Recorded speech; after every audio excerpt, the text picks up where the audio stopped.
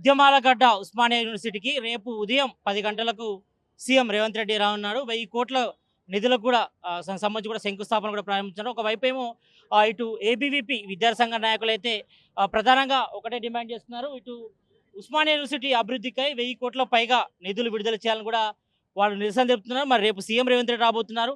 మరి యూనివర్సిటీలో ప్రధానంగా ఎలాంటి సమస్యలు ఉన్నాయి, ఆ విషయంపై వాళ్ళని అడిగి తెలుసుకుందాం. అన్న చెప్పండి, రేపు సీఎం రేవంత్ రెడ్డి ఉస్మానియా యూనివర్సిటీకి రాబోతున్నారు. ఇక్కడ ఆర్ట్స్ కాలేజ్ వద్ద రేపు భారీ బహిరంగ సభ కూడా పెడుతున్నారు. 1000 కోట్ల పైగా రిలీజ్ చేస్తూ అంటున్నారు కదా. మీరు ప్రధానంగా యూనివర్సిటీలో ఎలాంటి సమస్యలు ఉన్నాయి, ఏం చెప్పదలుచుకున్నారు సీఎంకి? ఈరోజు ముఖ్యమంత్రి రేవంత్ రెడ్డి గారు ఆగస్టు నెలలో ఏదైతే రావడం జరిగిందో, ఆగస్టు నెలలో మళ్ళీ డిసెంబర్కి వస్తా ఉస్మానియా యూనివర్సిటీని ప్రపంచ స్థాయి తలదన్నే యూనివర్సిటీ లాగా తీర్చిదిద్దాన్ని ఏదైతే ప్రకటించడం జరిగిందో దాన్ని ఇది మంచి శుభపరిణామం. ఎందుకంటే ఈరోజు గత పాలకులు ఉస్మానియా యూనివర్సిటీని ఆ రోజు ఉద్యమ కేంద్రాలుగా వెలిసినటువంటి ఉస్మానియా యూనివర్సిటీని రాజకీయ కేంద్రాలుగా వాడుకున్నారు. కానీ రేవంత్ రెడ్డి యొక్క ప్రకటనతో నేను వస్తాను, 1000 కోట్లు ఇస్తాను, నేను బలగాలతో రాను, కేవలం నేను ఒక్కరిని వస్తానని చెప్పినటువంటి రేవంత్ రెడ్డి మాటలను విద్యార్థి లోకమంతా నమ్మింది. నమ్మడంలో భాగంగానే రేపు ఉస్మాన్ సిటీ కేంద్రంగా రేవంత్ రెడ్డి గారు వచ్చి 1000 కోట్ల నిధులను ఇస్తానని చెప్పడం జరిగింది. ఇది శుభ పరిణామం. ఉస్మాన్ యూనివర్సిటీ అభివృద్ధి చేసుకోవడానికి ఇది మంచి సమయం. కాకపోతే రేవంత్ రెడ్డి గారికి అఖిల భారతీయ విద్యార్థి పరిషత్ ఈ సందర్భంగా సూటిగా ప్రశ్నిస్తుంది. ఏదైతే మీ ప్రసంగాలన్నీ రాజకీయ ప్రసంగాలు కాకుండా, ఏదైతే ఉస్మాన్ సిటీ ఆర్ట్స్ కాలేజీని రాజకీయ కేంద్రంగా వాడుకోకుండా మీకు నిజంగా మీరు ప్రకటన పైన మీకు చిత్తశుద్ధి ఉంటే రేపు మీరు ఇక్కడ వచ్చి ఏదైతే 1000 కోట్ల నిధులను ఏదైతే మీరు అన్నటువంటి 1000 కోట్ల నిధులా, లేదంటే వీసీకి మీరు చెప్పినట్టుగా మంచి డిపిఆర్ తయారు చేయండి, ఉస్మాన్ సిటీ అభివృద్ధికై డిపిఆర్ తయారు చేయండి అన్నారుగా. ఆ డిపిఆర్కి తగ్గట్టుగా 1000 కోట్లే అవసరమవుతాయా, 5000 కోట్లే అవసరమవుతాయా, దాన్ని స్పష్టంగా చెక్కు రూపంలో యూనివర్సిటీ వీసీకి అందజేసిన నాడే ఈరోజు విద్యార్థి లోకం కావచ్చు, తెలంగాణ ప్రాంతం నుండి మీ మీద నమ్మకం ఏర్పడుతుంది. అందులో భాగంగా ఈ సందర్భంగా రేవంత్ రెడ్డి గారు మీరు వచ్చి 1000 కోట్ల కంటే ముందుగా మీరు డిపిఆర్ను చదవండి, మీరు కూడా చదవండి. ఈరోజు పీజీ విద్యార్థులకు, పీహెచ్డీ విద్యార్థులకు రీసెర్చ్ చేద్దామన్న నాన్ నెట్ ఫెలోషిప్ లేని పరిస్థితి. కాబట్టి నాన్ నెట్ ఫెలోషిప్లను ప్రకటించాలి. అదేవిధంగా ఉస్మాన్ యూనివర్సిటీలో ఈరోజు ఇంజనీరింగ్ విద్య కావచ్చు, కామర్స్ విద్య కావచ్చు, టెక్నాలజీ కావచ్చు, సైన్స్ కావచ్చు, ఆర్ట్స్ కావచ్చు, ఇలాంటి విద్యలన్నీ కంప్లీట్ చేసుకొని బయటికి వెళ్తున్నారు. కానీ ఈరోజు గ్లోబల్ సమ్మిట్లు పెడుతున్నారు రేవంత్ రెడ్డి. ఆ గ్లోబల్ సమ్మిట్లకు మీకు న్యాయం చేకూరాలంటే, ఆ గ్లోబల్ సమ్మిట్లో తెలంగాణ విద్యార్థుల యొక్క పార్టిసిపేట్ ఉండాలంటే ఈ ఉస్మాన్ యూనివర్సిటీ కేంద్రంగా ప్లేస్మెంట్లను కల్పించాలి. ఈ ఉస్మాన్ యూనివర్సిటీ కేంద్రంగా అధునాతనమైనటువంటి ఈ లైబ్రరీలను, అధునాతనమైనటువంటి ఈ క్లాస్ రూమ్లను ఏర్పాటు చేసిన నాడే నువ్వు ఏర్పాటు చేస్తున్న, నువ్వు కడుతున్నటువంటి గ్లోబల్ సమ్మిట్కి సార్థకత ఉంటుందని ఈ సందర్భంగా తెలియజేస్తున్నాను. కాబట్టి ముఖ్యమంత్రి రేవంత్ రెడ్డి గారు మీ మీద మాకు రాష్ట్ర ముఖ్యమంత్రిగా గౌరవం ఉంది, మీ మీద మాకు నమ్మకం ఉంది. ఎందుకంటే మిమ్మల్ని ఎన్నుకున్నది నిరుద్యోగులు, మిమ్మల్ని ఎన్నుకున్నది విద్యార్థులు. కాబట్టి ఆ విద్యార్థి యొక్క కోరికలను తీర్చుతారని మేము 1000 కళ్ళతో ఎదురుస్తున్నాం. ఒకవేళ మీ కోరికలను తీర్చకపోయినా ఇక్కడ హాస్టల్ భవనాల కోసం మీరు నిధులు కాయవచ్చు. మీరు 5000 కోట్ల అవసరమవుతాయా, 1000 కోట్ల అవసరమవుతాయా, దానికి మీరు నిధులు కేటాయించకపోయినా అంతే తీవ్రమైన స్థాయిలో న్యూటన్ థర్డ్ లా ప్రకారం చర్యకు ప్రతిచర్య ఉంటుందని అఖిల భారతీయ విద్యార్థి పరిషత్ ఈ సందర్భంగా తెలియజేస్తుంది. మీరు చెప్పండి, తెలంగాణలో కాంగ్రెస్ గవర్నమెంట్ ఏర్పడి ఇప్పటికే 2 సంవత్సరాలు పూర్తయింది. మరి ఉస్మానియా యూనివర్సిటీ యొక్క ముఖచిత్రం ఏమైనా మారిందా ఈ 2 సంవత్సరాలలో? ఎట్లా ఉంది? 12 ఏళ్ళుగా దాదాపు ఉస్మాన్ యూనివర్సిటీ ఏదైతే బీఆర్ఎస్ పాలన కావచ్చు, కాంగ్రెస్ పాలన కావచ్చు, ఈ యొక్క 2 పార్టీల యొక్క పాలనలో ఎవరు కూడా పట్టించుకున్నటువంటి నాదులు లేడు. మొన్న ఆగస్టు నెలలో వచ్చినటువంటి ముఖ్యమంత్రి గారు, స్వయాన ఒక ముఖ్యమంత్రి గారు ఓయూకు వచ్చి ముఖ్యమంత్రిగా వారు మాట్లాడలేదు, మీరు డిపిఆర్ తయారని చెప్పారు. గతంలో అనేకసార్లు హైర్ ఎడ్యుకేషన్ అధికారులు కావచ్చు, మా వీసీ కావచ్చు, విద్యాశాఖ అధికారులు కావచ్చు, ముఖ్యమంత్రి గారిని కలిసి, ఏదైతే విద్యాశాఖ కార్యదర్శిని కలిసి మా ఉస్మాన్ యూనివర్సిటీ కావాలని చెప్పేసి అనేక సార్లు అయితే రిప్రజెంటేషన్ ఇచ్చారు. ముఖ్యమంత్రి గారికి ఇవన్నీ తెలుసు, ఇంటెలిజెన్స్ అనేది అన్నీ తెలుసు. అయినప్పటికీ స్టేజ్ పైనే హైర్ ఎడ్యుకేషన్ చైర్మన్ని, విద్యాశాఖ కార్యదర్శిని, వీసీని పెట్టుకొని మీరు డిపిఆర్ తయారు చేయండి, నేను మళ్ళీ డిసెంబర్లో వస్తానని చెప్పడం జరిగింది. వారు ముఖ్యమంత్రి స్థాయిలో ఉండి ఇంటెలిజెన్స్ వ్యవస్థ ఆయన గుప్పిట్లో పెట్టుకొని ఓయూకి ఏం కావాలని తెలియదా? సరే, ఆయన పొలిటికల్ ప్రసంగాల కోసం, రాజకీయ ప్రసంగాల కోసం ఓయూకు రావడం జరిగింది. డిసెంబర్లో మళ్ళీ వస్తానని చెప్పడం జరిగింది. ఏదైతే రేపు డిసెంబర్ 10వ తారీఖున రేపు వస్తానని చెప్పడం జరిగింది. ముఖ్యమంత్రి గారు ఒకటి గుర్తుపెట్టుకోండి, తెలంగాణ విద్యార్థులుగా, ఉస్మానియా విద్యార్థులుగా ఉస్మానియా యూనివర్సిటీని పట్టించుకుంటే కడుపులో పెట్టుకోవడం తెలుసు, ఉస్మానియాని పట్టించుకోకపోతే కర్రు కాల్చి వాత పెట్టడం కూడా తెలుసు. ఆగస్టు నెలలో వచ్చినట్టు పొలిటికల్ ప్రసంగాలని కేటీఆర్ని కేసీఆర్ తిట్టడాన్ని ఇతర రాజకీయ పార్టీలు తిట్టడానికి రావద్దు. మీరు ఇచ్చినటువంటి మాట నిలబెట్టుకోండి.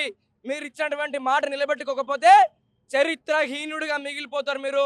ఏబీవీపీ ఏదైతే మీరు ఇచ్చినటువంటి మాటకి తెలంగాణ విద్యార్థులుగా రాష్ట్ర ముఖ్యమంత్రిగా మీ పైన మాకు చాలా గౌరవం ఉంది. మేము మిమ్మల్ని గౌరవిస్తూ ఉన్నాం.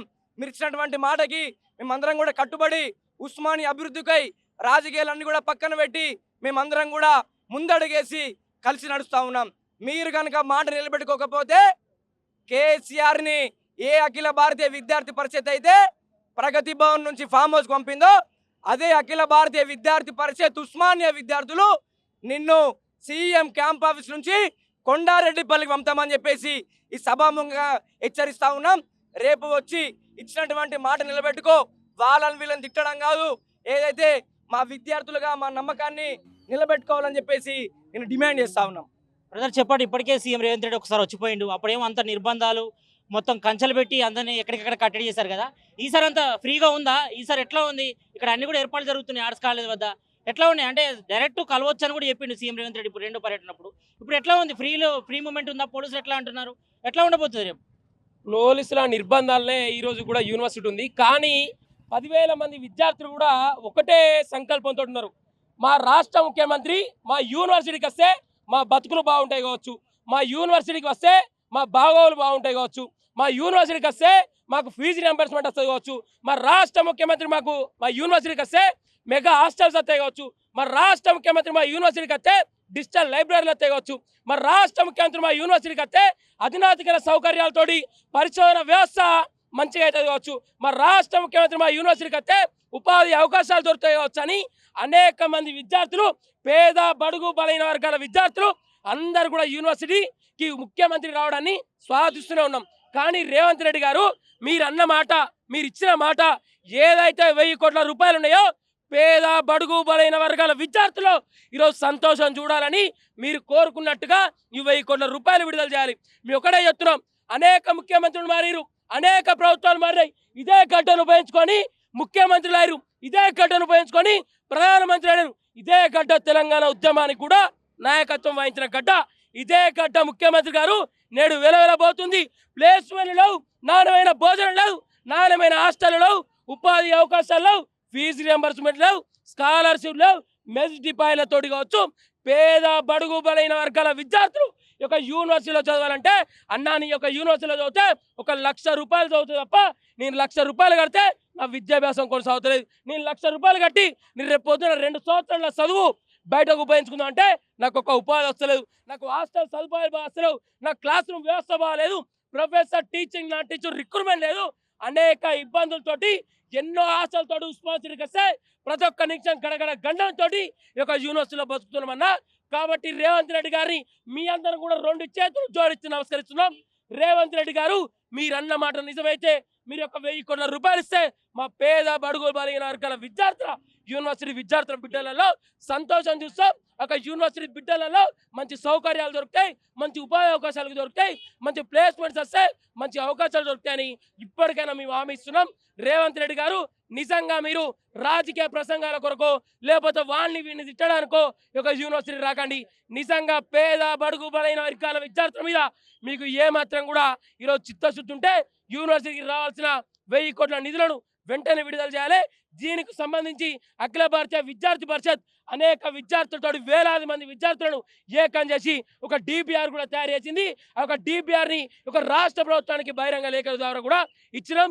కాబట్టి ఇక్కడ ఉన్న అధికారులు నాకు ఇది కావాలి, నాకు బంగ్లాలు కావాలి, నాకు భవంతులు కావాలి, నాకు అద్దాల మేడలు కాదు, పేద బడుగు బలైన వర్గాల విద్యార్థుల నుండి ఒక్కసారి డిపిఆర్ తీసుకొని వాళ్ళ సమస్యలు ఉన్నాయి, వాళ్ళ సౌకర్యాలు ఏం కావాలి, వాళ్ళకి ఏమాత్రం ప్లేస్మెంట్స్ ఉన్నాయి, వాళ్ళకి ఏమాత్రం సౌకర్యాలు ఉన్నాయని పేద బడుగు బలైన వర్గాల విద్యార్థుల నుండి ఒక డిపిఆర్ తయారు చేసి దాని దృష్ట్యా యూనివర్సిటీకి 1000 కోట్ల రూపాయలు కేటాయించాలని రేవంత్ రెడ్డి గారిని అఖిల భారతీయ విద్యార్థి పరిషత్ నుండి డిమాండ్ చేస్తున్నారు. చెప్పండి అమ్మా, మీకు మౌలిక వసతులు కానీ ఇటు హాస్టల్ కానీ ఫెసిలిటీస్ ఎట్లా ఉన్నాయి? మీరు ఏం డిమాండ్ చేయబోతున్నారు సీఎంకి? హాస్టల్స్ ఇప్పటి వరకు గర్ల్స్కి ఏది బాగాలేదు, వాటర్ ప్రాబ్లం చాలా ఉంది, అందరు ఫేస్ చేస్తున్నారు. ఒక ఆడపిల్లకు ఏవేవి కావాలో ప్రతి ఒక్కరికి తెలుసు.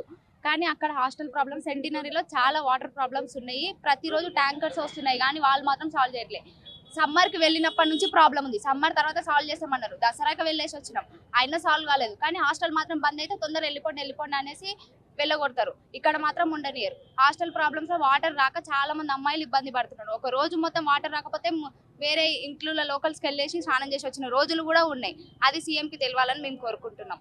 మీరు చెప్పండి, ఎలాంటి ఇబ్బందులు ఎదుర్కొంటున్నారు ఉస్మాన్ యూనివర్సిటీలో? ఎలాంటి ఇబ్బందులు ఉన్నాయి మీకు? మన తెలంగాణ రాష్ట్ర యూనివర్సిటీ అంటే ఎంతో మంది గ్రామీణ ప్రాంతాల నుండి వచ్చిన విద్యార్థులు ఉంటారు.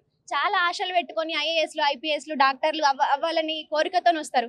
అట్లాంటి విద్యార్థులను ముందుండి మనం ప్రోత్సహించాలి. కాబట్టి మనకు అన్ని రకాల వస్తువులు కల్పించాలి. ఇప్పుడు హాస్టల్స్ లో ఉంటున్నాం, సరిగా ట్యాంకర్స్ కానీ వాటర్ కానీ వాష్రూమ్స్ కానీ ఫెసిలిటీస్ అన్ని ఏం బాగుండట్లేదు. కానీ సర్దుకుంటున్నారు. అట్లా కాకుండా ఇంత మన తెలంగాణకి పెద్ద యూనివర్సిటీ కాబట్టి మనం ముందుండి నడిపించుకోవాలి. హాస్పిటల్స్ కూడా నైట్ టైంలో అందుబాటులో ఉండాలి. ఇంకొకటి, హాస్పిటల్ అని అన్నా కానీ నైట్ టైం ఒక సివియర్ గా పేషెంట్ ఉన్నప్పుడు అంబులెన్స్ కి కాల్ చేయాలి. మేము బయట వాళ్ళతో పంపమంటే ఫ్రెండ్స్ వచ్చినప్పుడు మేము ఫ్రెండ్స్ తో మాత్రమే వెళ్తాము. అలాంటిది అంబులెన్స్ వస్తుంది అన్నాక గంట సేపు లోపల అంబులెన్స్ వస్తే 1 hour లో ఏమైనా అయితే పేషెంట్ కి మేము లాస్ట్ వీకే ఫేస్ చేసినాం. మేము ఎట్టెళ్ళాం, మీరు మీకు ఉండొచ్చు కానీ అలాంటప్పుడు సెంటినర్ లో ఒక అంబులెన్స్ పెట్టాలి ఆన్ ది స్పాట్ అవైలబుల్ గా ఉండడానికి. లేడీస్ హాస్టల్లో ఒక్కటే అంబులెన్స్ పెట్టి నేను ఇంకొక కేసు వచ్చింది, నేను అక్కడికి వెళ్ళి మళ్ళీ వాళ్ళని డ్రాప్ చేసి మీ దగ్గరకు వస్తుంటే అప్పటి లోపల పేషెంట్ ఆగాలి అంటే ఎవరు కుదరదు ఇక్కడ. అందుకే అన్ని చూసుకొని పాటించాలని మేము అనుకుంటున్నాం. ఈ యొక్క యూనివర్సిటీ అనేది డెవలప్ అయితే మన తెలంగాణ రాష్ట్రం అంతా యూనివర్సిటీ పైన ఉంటుంది. మన చూపంతా యూనివర్సిటీ పైన ఉంది. ఎక్కడ ఏం మొదలు కావాలన్నా తెలంగాణలో ఇక్కడ నుండే మొదలవుద్ది. కాబట్టి మనం ముందుండి మన యూనివర్సిటీని ముందుకు నడిపించుకోవాలి. మన తెలంగాణ రాష్ట్రం అభివృద్ధి అనేది ఇక్కడ నుండే మొదలు కావాలి అని నేను కోరుకుంటున్నాను. మొత్తానికైతే రేపు సీఎం రేవంత్ రెడ్డి పర్యటన సందర్భంగా మరి ఉస్మానియా యూనివర్సిటీకి మరి సమగ్ర అభివృద్ధికై 1000 కోట్ల పైగా నిధులు కూడా మంజూరు చేయాలి. ఊపటిదాపు ఉపన్యాసాలు కాకుండా మరి సీఎం రేవంత్ రెడ్డి మరి మాటలు కాకుండా చేతల ద్వారా ఇటు మౌలిక వసతులు కానీ ఇటు అభివృద్ధి కార్యక్రమంలో భాగంగా ఇటు ఉస్మానియా యూనివర్సిటీకి మరి సమగ్ర అభివృద్ధి కోసం 1000 కోట్ల పైగా నిధులను కూడా మంజూరు చేయాలని కూడా ఇక్కడ ఏబీపీ విద్యార్థి సంఘం నాయకులంతా డిమాండ్ చేస్తున్న పరిస్థితి కనిపిస్తుంది. చరిత్ర సృష్టించినోడు ఇప్పుడు ఆ చరిత్రని తిరగరాయబోతున్నాడు. అబద్ధాల గోడల్ని బద్దలు కొట్టి నిజాలను రాగా మీ ముందుంచబోతున్నాడు. నిజమైన వార్తల కోసం వెంటనే డౌన్లోడ్ చేసుకోండి రా యాప్ని.